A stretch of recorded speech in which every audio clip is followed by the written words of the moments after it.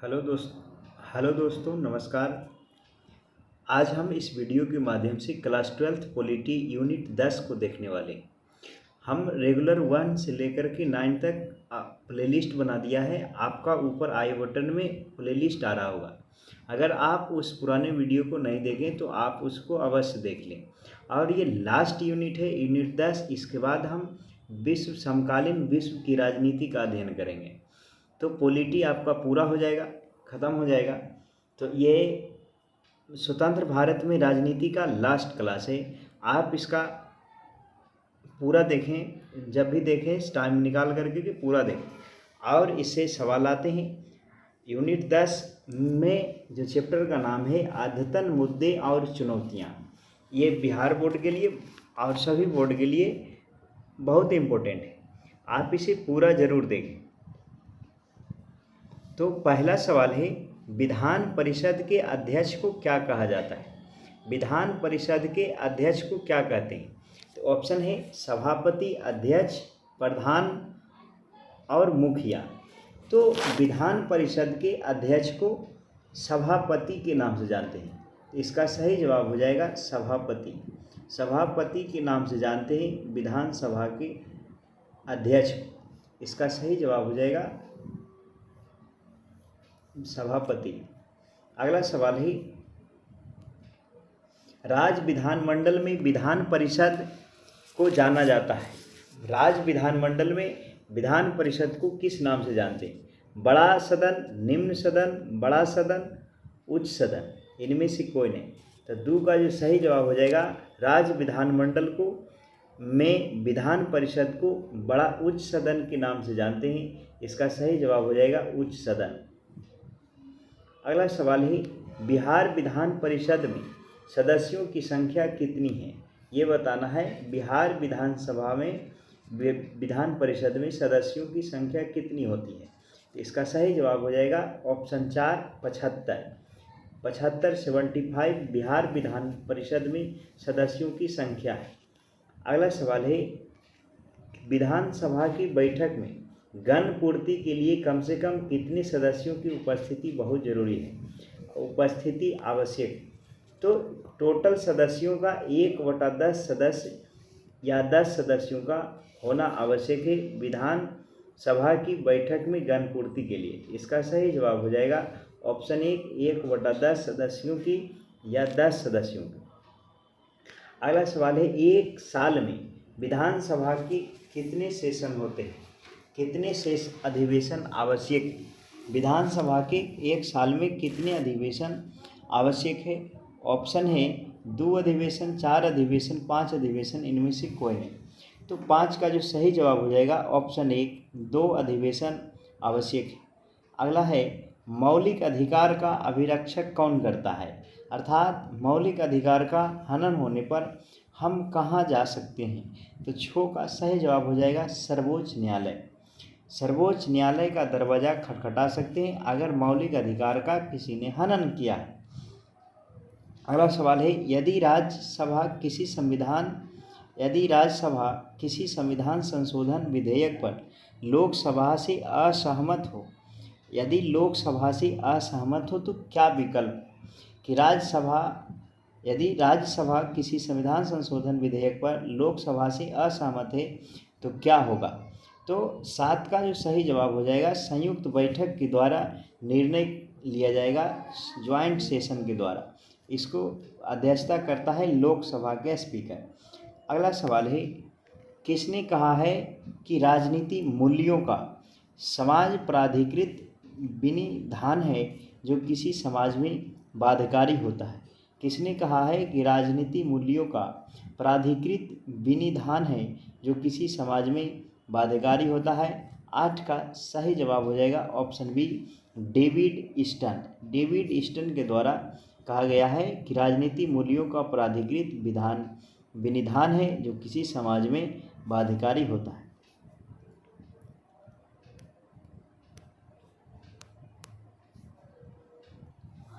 अगला सवाल है, राज्यसभा के सदस्यों का कार्यकाल क्या होता है? राज्यसभा के सदस्यों का कार्यकाल 6 वर्ष, 9 वर्ष, 5 वर्ष, 2 वर्ष। तो राज्यसभा के कार्यकालियों का राज्यसभा के सदस्यों का कार्यकाल जो होता है, नो का सही जवाब हो जाएगा 6 बरस।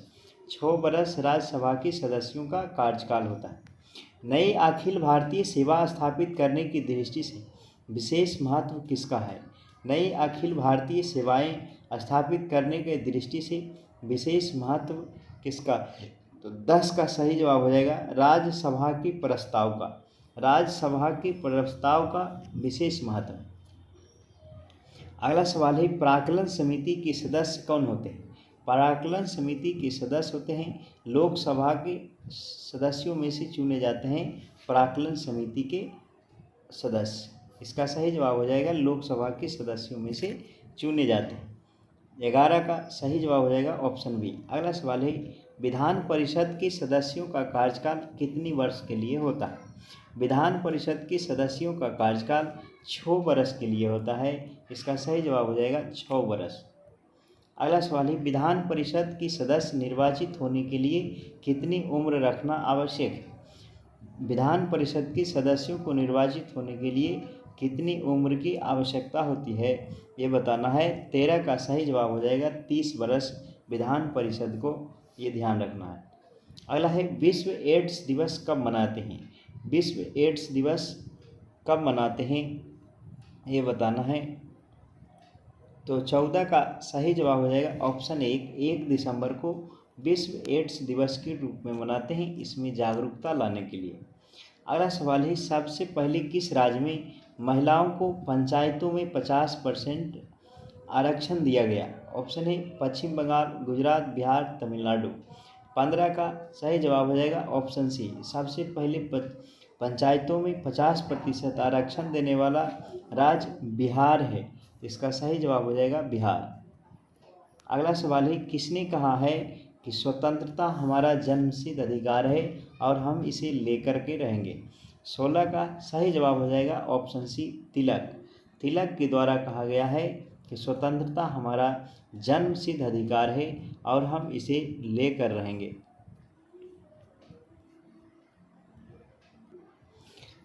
17 नंबर सवाल है, भारतीय संसद के उच्च अथवा द्वितीय सदन के नाम क्या है? भारतीय संसद के उच्च अथवा द्वितीय सदन का नाम क्या है? 17 का सही जवाब हो जाएगा ऑप्शन बी राज्यसभा। राज्यसभा के नाम से हम इसे जानते हैं, इसका सही जवाब हो जाएगा राज्यसभा। अगला सवाल है, लोकसभा में बिहार के सांसदों की संख्या कितनी है? लोकसभा में बिहार के सांसदों की संख्या कितनी है? ऑप्शन है 40, 85, 13, 25। तो लोकसभा में बिहार के सांसदों की संख्या जो है 18 का सही जवाब हो जाएगा ऑप्शन 1 40। अगला सवाल है, संविधान के किस अनुच्छेद के द्वारा राष्ट्रपति 2 आंग्ल भारतीयों को लोकसभा में मनोनीत कर सकता है?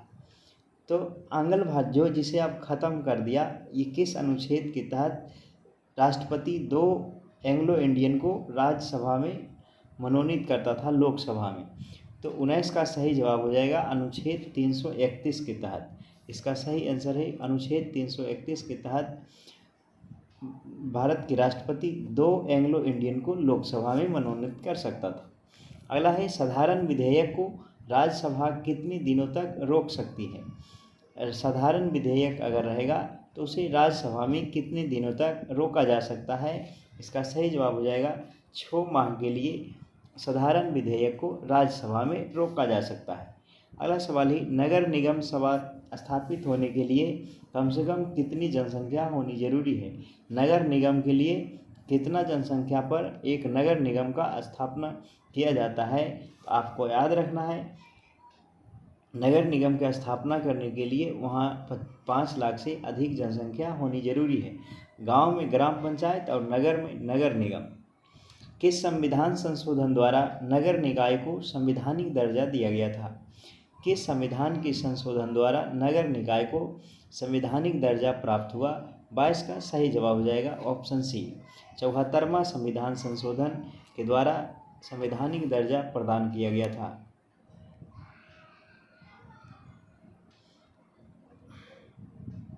अगला सवाल है, भारत के राष्ट्रपति का क्या नाम है?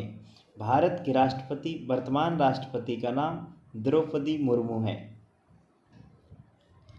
इनमें से कोई नहीं हो जाएगा ऑप्शन के अनुसार। पुराना क्वेश्चन है। तो भारत के राष्ट्रपति द्रौपदी मुर्मू एक भारत का पहला जनजातीय महिला राष्ट्रपति हैं, आपको ये ध्यान रखना है। इसका सही जवाब हो जाएगा इनमें से कोई नहीं, या ध्यान रख सकते हैं द्रौपदी मुर्मू। अगला सवाल, प्राकृतिक न्याय का सिद्धांत निम्नलिखित में से किस तथ्य पर बल देता है? 24 का सही जवाब हो जाएगा ऑप्शन सी। प्राकृतिक न्याय का सिद्धांत पुरानी परंपरा पर बल देता है। इसका सही जवाब हो जाएगा पुरानी परंपरा पर। अगला सवाल होगा 25 नंबर, न्यायिक व्यवस्था को सुरक्षित करने में किस तत्व का सर्वाधिक महत्वपूर्ण भूमिका है? दल प्रणाली, स्वतंत्रता, प्रेस व मीडिया, प्रभावी विधिक व न्यायिक व्यवस्था, लिखित संविधान का। 25 का जो सही जवाब हो जाएगा ऑप्शन सी, प्रभावी विधिक व न्यायिक व्यवस्था के तहत न्याय व्यवस्था को सुरक्षित रखने में महत्वपूर्ण भूमिका अदा करती है। इसका सही जवाब हो जाएगा प्रभावी विधिक व न्यायिक व्यवस्था। अगला सवाल है, निम्नलिखित में से कौन सा अधिकार अंतःकरण की स्वतंत्रता पर बल देता है? ऑप्शन है सामाजिक अधिकार, राजनीतिक अधिकार, आर्थिक अधिकार और नैतिक अधिकार। 26 का सही जवाब हो जाएगा राजनीतिक अधिकार। राजनीतिक अधिकार अंतःकरण की स्वतंत्रता पर बल देता है। अगला है, अधिकारों को सामाजिक उपयोगिता का सिद्धांत किसने प्रतिपादित किया था? ऑप्शन है Thomas Hobbes, John Locke, Thomas Hill Green, H.J. Laski. अधिकारों की सामाजिक उपयोगिता का सिद्धांत को प्रतिपादित करने वाले थे ऑप्शन सी थॉमस हिल ग्रीन। इसका सही जवाब हो जाएगा थॉमस हिल ग्रीन। विश्व महिला दिवस कब मनाया जाता है? अच्छा क्वेश्चन है, बहुत बार एग्जाम में आया है, अभी भी आई है। आपको ध्यान रखना है कि विश्व महिला दिवस मनाते हैं 8 मार्च को विश्व महिला दिवस मनाया जाता है। अगला है, बिहार की पहला मुख्यमंत्री कौन थी? बिहार की पहला मुख्यमंत्री कौन थी? 29 का सही जवाब हो जाएगा ऑप्शन बी, बिहार की पहली महिला मुख्यमंत्री थी राबड़ी देवी, जो लालू यादव की धर्मपत्नी हैं। और राबड़ी देवी का सुपुत्र तेज प्रताप यादव अभी मंत्री हैं, मुख्यमंत्री। काका कालेलकर आयोग का कब बना था? काका कालेलकर आयोग कब बना था, ये जवाब बताना है। 30 का सही जवाब हो जाएगा ऑप्शन ए, 1953 में काका कालेलकर आयोग का गठन किया गया था। अगला है, संविधान के अनुसार पिछड़े वर्ग की पहचान का मुख्य आधार निम्नलिखित में से क्या है? जाति, धर्म, सामाजिक व शैक्षणिक स्थिति, उपयुक्त सभी। तो 31 का सही जवाब हो जाएगा सामाजिक और शैक्षणिक स्थिति के आधार पर हम बता सकते हैं कि वो पिछड़ा वर्ग है या नहीं।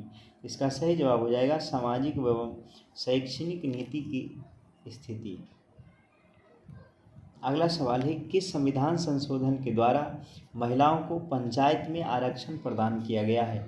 32 का सही जवाब हो जाएगा ऑप्शन 4, 73वां संविधान संशोधन के द्वारा महिलाओं को पंचायतों में 50% आरक्षण को प्रदान किया गया है। इसका सही जवाब हो जाएगा 73वां संविधान। अगला सवाल है, विश्व के देशों को निकट लाने का श्रेय सबसे पहले किसको दिया जा सकता है? राजनीतिक दलों के नेताओं को, इलेक्ट्रॉनिक मीडिया एवं संचार के साधनों को, आपदाओं को, शीत युद्ध की समाप्ति को। तो 33 का सही जवाब हो जाएगा ऑप्शन बी, इलेक्ट्रॉनिक व मीडिया एवं संचार के साधनों को विश्व के देशों को निकट लाने का श्रेय दिया जा सकता है। इसका सही जवाब हो जाएगा इलेक्ट्रॉनिक मीडिया और संचार। मीडिया को संविधान का चौथा स्तंभ कहा जाता है, यह ध्यान रखना है। इलेक्ट्रॉनिक एवं मीडिया एवं संचार के साधनों। अगला सवाल है, धर्मनिरपेक्षता का अर्थ क्या है? धर्मनिरपेक्षता का अर्थ क्या होता है ये बताना है। 34 का सही जवाब हो जाएगा धर्मनिरपेक्षता का अर्थ होता है सभी धर्मों को समान आदर देना। ये धर्मनिरपेक्षता किसी भी एक धर्म का यहाँ नहीं चलेगा। जबकि भारत में अभी जोर से हिंदू राष्ट्र घोषित करने का बात चल रहा है। आगे है, किस वायसराय ने बंगाल को विभाजन किया था? बंगाल का विभाजन करने वाली वायसराय का क्या नाम था? आपको ध्यान रखना है, लॉर्ड कार्जन के द्वारा बंगाल विभाजन किया गया था। अगला सवाल है, किस प्रक्रिया के अंतर्गत पृथ्वी एक इकाई भूमंडलीय गांव के रूप में समझा जाता है? किस प्रक्रिया के अंतर्गत पृथ्वी को एक इकाई भूमंडलीय गांव के रूप में समझा जाता है? वैश्वीकरण, भौगोलिकरण, मंडलीकरण, सामाजिकरण। 36 का जो सही जवाब हो जाएगा ऑप्शन ए वैश्वीकरण के नाम से जानते हैं। इसका सही आंसर हो जाएगा वैश्वीकरण। मुक्त व्यापार का अर्थ क्या होता है? मुक्त व्यापार का अर्थ बताना है। 37 का मुक्त व्यापार का अर्थ क्या होता है? 37 का सही जवाब हो जाएगा कर मुक्त लेन देन, सरकारी प्रतिबंधों से मुक्त, इच्छानुसार व्यापार। इसे मुक्त व्यापार लाइसेंस फेयर कहते हैं। इसका सही आंसर हो जाएगा उपयुक्त सभी। अगला सवाल है, भारत में आर्थिक सुधारों की दशा में व्यापक शुरुआत कब किया गया था? 38 का सही जवाब हो जाएगा ऑप्शन बी 1991 ईस्वी से। भारत में आर्थिक सुधारों की दशा में व्यापारिक शुरुआत किया गया था 1991 ईस्वी से। इसका सही जवाब हो जाएगा 1991 ईस्वी से। अगला है, भारत में पिछड़ा वर्ग को परिभाषित करने, सूची बनाने और उसकी समस्याओं को जानने के लिए एक आयोग बनाने से संबंधित प्रावधान भारतीय संविधान के किस अनुच्छेद में है? 39 का सही जवाब हो जाएगा ऑप्शन सी अनुच्छेद 340। अनुच्छेद 340 के तहत भारत में पिछड़ा वर्ग को परिभाषित करने, सूची बनाने और उसकी समस्या को जानने के लिए आयोग बनाने से संबंधित प्रावधान है। अगला सवाल है 40 नंबर, भारत में हरित क्रांति के जनक कौन है? भारत में हरित क्रांति का जनक MS स्वामीनाथन हो जाएंगे। MS स्वामीनाथन भारत में हरित क्रांति का जनक है। हरित क्रांति से सबसे अधिक गेहूं में हुआ था। 2015 में बिहार विधानसभा चुनाव में किस राजनीतिक दल ने प्रथम स्थान प्राप्त किया था?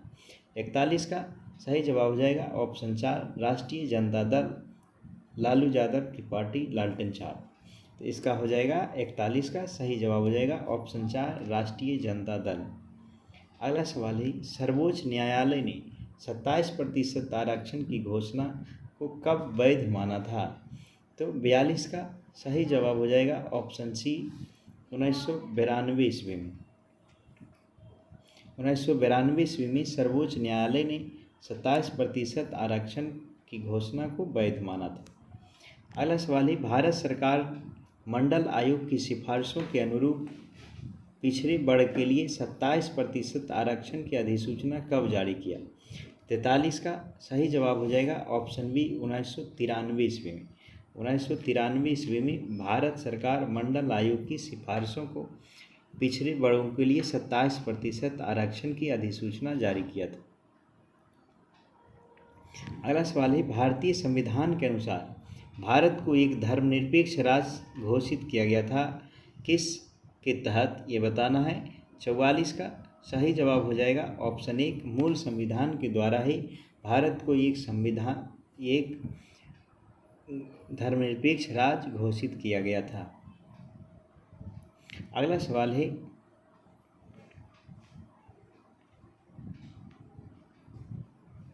निम्नलिखित में से कौन न्याय का एक प्रकार है? कानूनिक न्याय, राजनीतिक न्याय, आर्थिक न्याय, इनमें से सभी। 45 का सही जवाब हो जाएगा ऑप्शन 4 न्याय का सभी प्रकार में आएंगे, इसमें से सभी।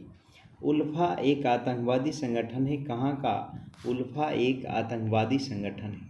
ऑप्शन है श्रीलंका का, पाकिस्तान का, भारत का, रूस का। तो उल्फा जो एक संगठन है वह आतंकवादी संगठन है भारत का। इसका सही जवाब हो जाएगा भारत का आतंकवादी संगठन। अगला सवाल है, मनरेगा कार्यक्रम का शुरुआत किस प्रधानमंत्री के शासनकाल में हुआ था? मनरेगा कार्यक्रम का शुरुआत किस प्रधानमंत्री के कार्यकाल में किया गया था? इसका सही जवाब हो जाएगा मनरेगा मनमोहन सिंह के द्वारा लाया गया था। मनमोहन सिंह के बाद मोदी जी आए। अगला सवाल होगा, भारत में एकहरी नागरिकता का विचार किस देश से लिया गया है? भारत में एकहरी नागरिकता का विचार किस देश से लिया गया है?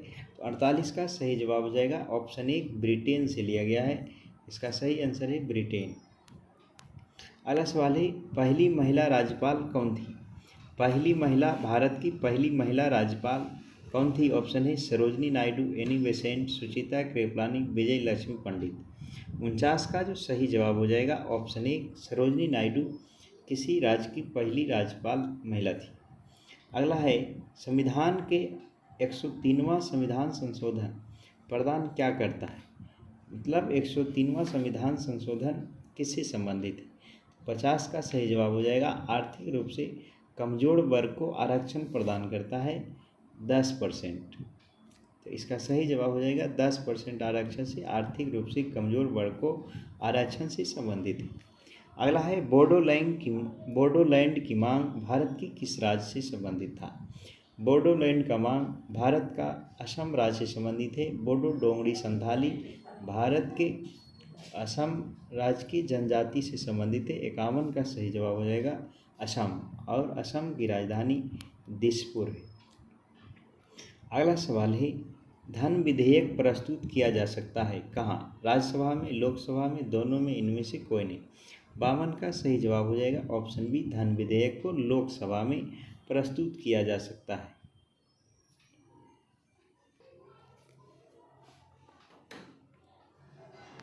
तिरपन नंबर सवाल है चुनाव के लिए आचार संहिता कौन जारी कर सकता है? संसद जारी कर सकता है, राष्ट्रपति, चुनाव आयोग, मुख्य न्यायाधीश। तो चुनाव के लिए आचार संहिता को जारी करने का अधिकार चुनाव आयोग के पास है। इसका सही जवाब हो जाएगा चुनाव आयोग। अगला सवाल है राष्ट्रीय मानवाधिकार आयोग का स्थापना किस वर्ष हुआ था? 54 का सही जवाब हो जाएगा ऑप्शन बी 1993 ईस्वी। इसका सही जवाब हो जाएगा 1993 ईस्वी।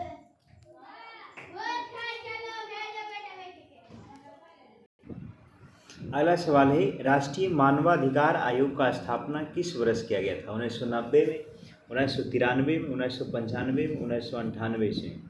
राष्ट्रीय मानवाधिकार आयोग का स्थापना किया गया था ऑप्शन बी 1993 ईस्वी। 1993 ईस्वी में राष्ट्रीय मानवाधिकार आयोग का स्थापना किया गया था। अगला सवाल है भारतीय संविधान के किस भाग में राज्य के नीति निदेशक तत्व को निहित किया गया है? राज्य के नीति निदेशक तत्व DPSपुल जिसे आयरलैंड के संविधान से लिया गया है। तो 55 का सही जवाब हो जाएगा भाग 4 में राज्य के नीति निदेशक तत्व को सम्मिलित किया गया, निहित किया गया। अगला है भारतीय राष्ट्रीय कांग्रेस की पहली महिला अध्यक्ष कौन थी? भारतीय राष्ट्रीय कांग्रेस की पहली महिला अध्यक्ष कौन थी? तो 56 का हो जाएगा सही जवाब एनी बेसेंट। बहुत इंपॉर्टेंट क्वेश्चन है क्लास 10th के लिए भी। अगला सवाल है भारत ने पहला सफल परमाणु परीक्षण कब किया था? 1963, 74, 1980, 1998। तो भारत ने सफल परमाणु परीक्षण 57 का 1963 ईस्वी में किया था। इसका सही जवाब हो जाएगा 1963 ईस्वी। अगला सवाल है संपूर्ण क्रांति का नेतृत्व किसके द्वारा किया गया था? संपूर्ण क्रांति का नेतृत्व जयप्रकाश नारायण के द्वारा किया गया था। जयप्रकाश लोकनायक के नाम से जाने जाते हैं। अगला है भारत में प्रतिबद्ध नौकरशाही के विचार का समर्थन किसने किया? 59 का सही जवाब हो जाएगा इंदिरा गांधी। इंदिरा गांधी के द्वारा नौकरशाही विचार का समर्थन किया गया था। अगला सवाल है भारत में 42वां संविधान संशोधन कब हुआ?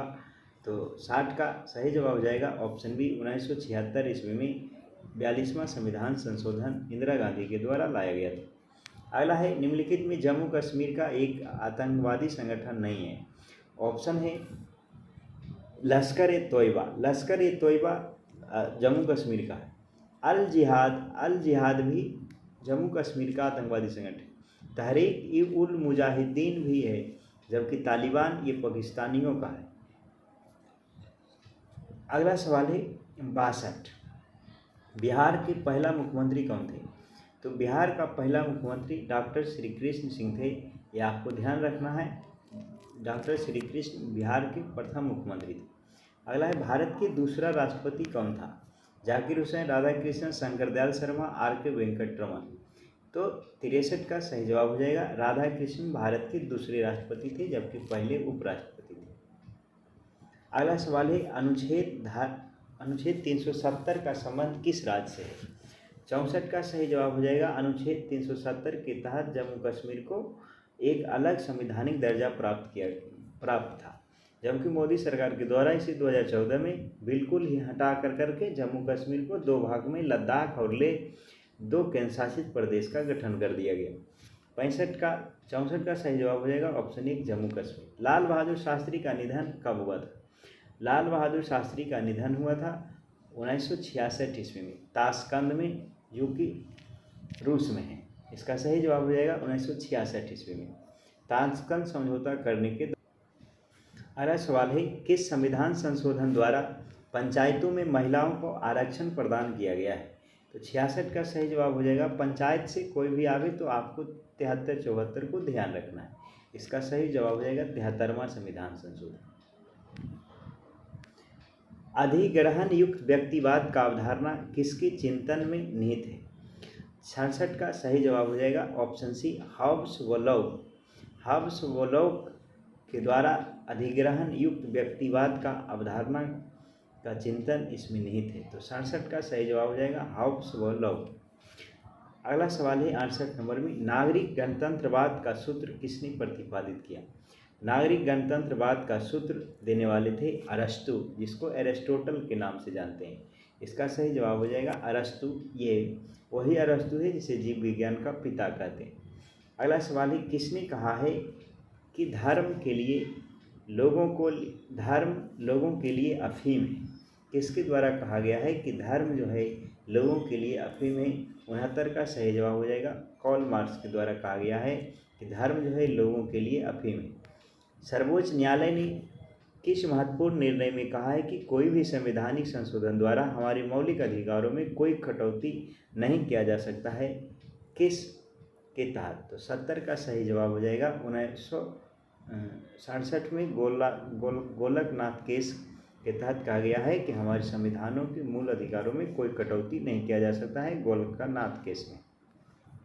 71 नंबर क्वेश्चन है संविधान के किस संशोधन द्वारा मौलिक कर्तव्यों को जोड़ा गया? 71 का सही जवाब हो जाएगा ऑप्शन सी 1976 का 42वां संविधान संशोधन के द्वारा बताया गया था। इसका सही जवाब हो जाएगा 1976 के 42वां संविधान संशोधन। अगला है देश का रक्षा करना का कर्तव्य किस कोटि में आता है? 72 का सही जवाब हो जाएगा ऑप्शन सी मौलिक कर्तव्य है आपका देश की सेवा करना और देश के लिए अपने प्राणों की आहुति देना, आपका ये मौलिक कर्तव्य है। अगला सवाल है चुनाव अंक कोटा निकाल कर मतों को गणना किस प्रणाली के अंतर्गत किया जाता है? 73 का सही जवाब हो जाएगा अनुपातिक प्रणाली। इसका सही जवाब हो जाएगा अनुपातिक प्रणाली के तहत। इसका सही जवाब है अनुपातिक प्रतिनिधि प्रणाली।